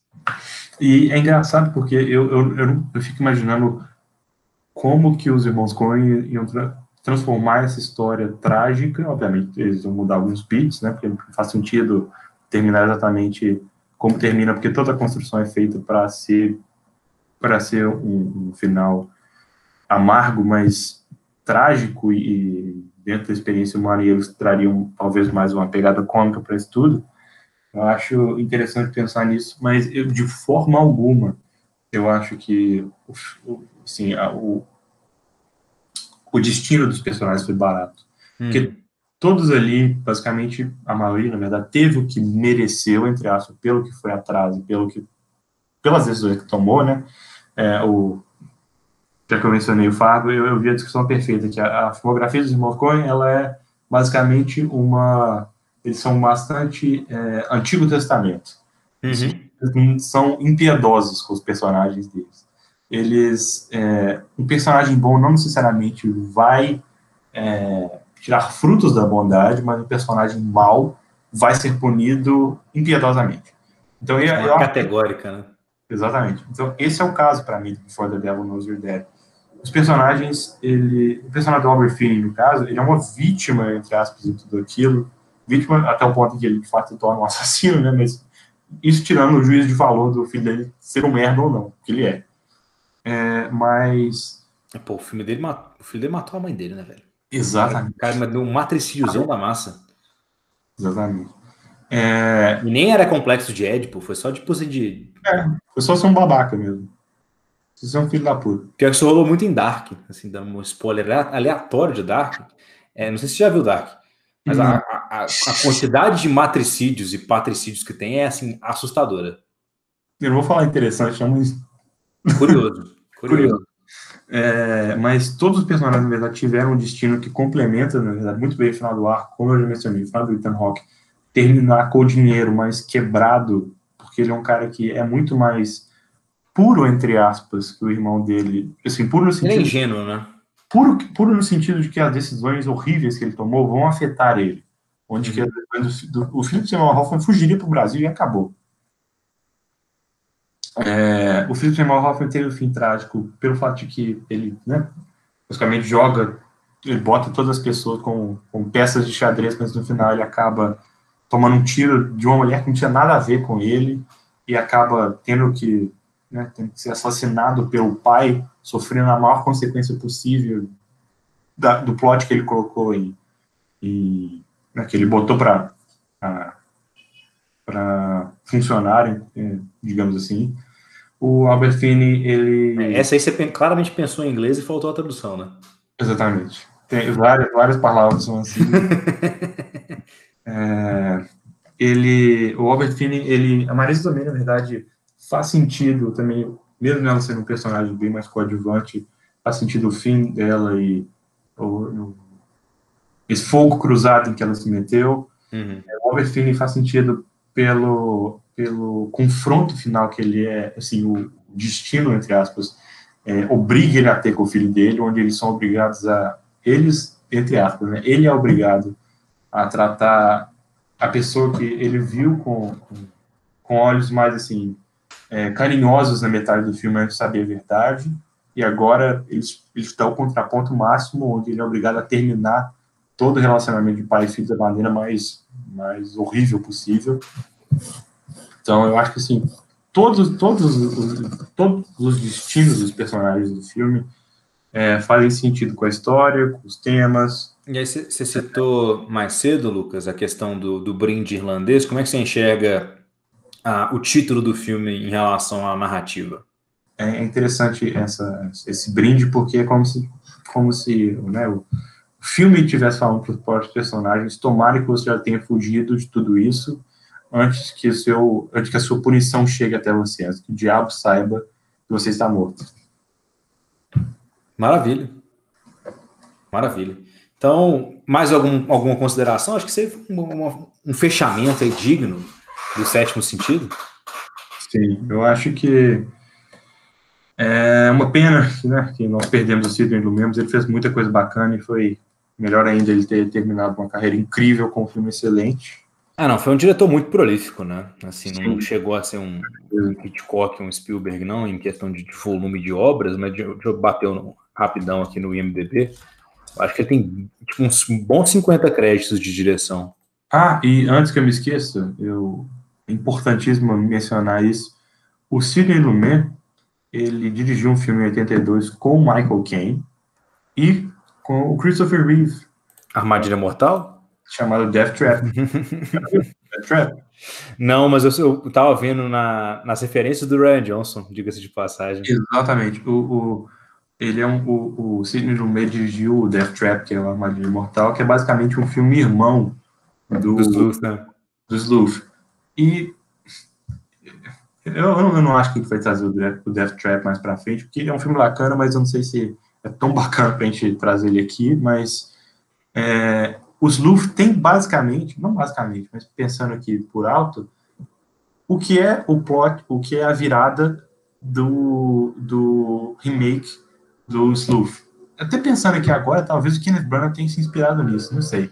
Mas é porque no Death Trap, para quem não sabe, a premissa básica o Michael Caine é um dramaturgo, e ele é um dramaturgo que, né, até escreve algumas peças de fato vão para a produção, são vistas, mas ele não é um cara de muita expressão, no sentido que ele não é um cara muito bem quisto pela crítica e não está sendo muito, acho que não está emplacando vários sucessos também de bilheteria. E ele recebe uma peça escrita por uma das pessoas que participou de um seminário do Yorkshire. É por isso? É a inspiração? Porque o Kenneth Branagh é muito fanboy do Sidney Lumet. Acho que com certeza deve ser isso, então. O Assassinato do Expresso do Oriente, É verdade, cara, eu nem pensar nisso. Mas o que acontece no Death Trap? O Christopher Reeve, que interpreta o aluno do workshop do Michael Caine, escreve basicamente uma peça chamada Death Trap, que é uma peça que o Michael Caine considera perfeita, que vai estourar, e a inveja do personagem de Michael Caine faz com que ele conte para a mulher dele: eu vou receber esse cara na nossa casa falando que eu vou ajudar ele a produzir a peça dele, que é incrível, eu vou matar ele e vou pegar a peça dele para mim. Só que, qual que é a virada do midpoint do filme? O Michael Caine, na verdade, mata a mulher dele, e o Christopher Reeve, na verdade, é o amante dele. Oh! Caralho! O Death Trap brinca com isso, mas faz todo sentido dentro do tom que o filme estabeleceu. Apesar de não ser um filme tão incrível para mim quanto é o Sleuth original, ele, no tom que o filme estabelece e no desfecho dos personagens, quando o filme começa a entrar uma metalinguagem absurda, assim, que tem um outro personagem no filme que... O que acontece? O Michael Caine e o Christopher Reeve no filme acabam se matando no final, por causa do relacionamento. Mas a diferença do Sleuth remake para esse filme é que, de fato, tem uma construção do relacionamento dos dois. A partir do midpoint do filme em que esse plot twist é introduzido. E aí, o que acontece no final é que os dois, basicamente, têm um final trágico e uma vidente que tinha, mais ou menos, começado a prever o crime que o Michael Caine cometeu com a morte quando ele disse que ia matar o Christopher Reeve, fica com o roteiro da peça e emplaca, basicamente. Então... a famosa self-fulfilling prophecy. Exatamente. Não sei até que ponto o Kenneth Branagh usou isso de base para trazer para o remake dele, mas se usou, sinto muito. Kenneth Branagh é uma péssima escolha, porque não funciona nada. 100% a cara. Tem dois fanboys notórios, assim, na minha visão. O Oliver Stone, tipo, muito. Eu tenho certeza que o filme favorito do Oliver Stone é Network. Absoluta. Eu seria capaz de apostar. E o Kenneth Branagh. Teria que ver mais coisas do Oliver Stone para prestar atenção nisso, mas interessante. Interessante, Vê Network. Você já viu Network? Tem que rever. Olha só, surgiu ter que rever. Ele até que não tinha aparecido no desse episódio. Mas reveja Network e depois vai ver qualquer filme do Oliver Stone. Pode ser Born the 4th of July, pode ser Platoon. A maneira como é que o Oliver Stone... O sonho do Oliver Stone era comunicar as suas mensagens da maneira que o Sidney Lumet comunica as suas mensagens. Porque o Sidney Lumet, todos os filmes do Sidney Lumet têm alguma mensagem social por trás, né? No caso do 12 Homens da Sentença é uma crítica ao julgamento rápido demais e raso. No caso do Before the Devil Knows You're Dead é um julgamento em relação ao amor de pai e filho, etc e tal, e cinicismo em geral. E o Network é um julgamento em relação ao culto da mídia, né? E aí o Oliver Stone, ele faz... A tara do Oliver Stone é ganhar dinheiro criticando o capitalismo, que eu respeito, mas ele faz isso de uma forma muito martelada, assim, muito martelada. Não tem nada mais martelado do que o discurso do Michael Douglas no Wall Street, né? Mas depois faz esse exercício, vê Network e Wall Street em sequência, assim, olha só, entendi de onde é que veio esse ímpeto. É interessante. Assim, pelo que eu conheço dos dois filmes do Network, eu conheço um pouco mais, porque o Wall Street eu não vi ainda, de fato, mas pelo que eu conheço dos dois faz sentido mesmo. Maravilha. Então é isso aí, meus queridos ouvintes, espectadores e demais seres humanos. Acho que isso é um bom slogan. Ouvintes, espectadores, ouvintes... Espectadores. Não, calma aí. Ouvintes, web espectadores. Isso que eu estava buscando. Afinal, já são 00:31, né? Então a gente já perdeu um pouco da nossa coerência e coesão, como diria a saudosa professora Anésia, de português. Então ficamos aqui com o terceiro e queridíssimo episódio de O Sétimo Sentido, o único podcast na internet que fala sobre o cinema e no final sempre chega no Christopher Nolan. Então, mais alguma mensagem que você quer deixar aí para os nossos queridos ouvintes, Lucas? Eu queria mandar um beijo pro Christopher Nolan, eu gosto muito dele. Eu gosto do trabalho dele pra caralho, achei fodástico, mas eu não sei se a gente tava gravando quando eu disse isso, mas a única coisa que me incomoda são as pessoas que gostam do Christopher Nolan, como o Kanye West gosta do Kanye West. Então, fica aí a reflexão, se você gosta do Christopher Nolan como o Kanye West gosta do Kanye West, algo de errado não está certo. Grande abraço e vimos você no próximo Sétimo Sentido. Até mais.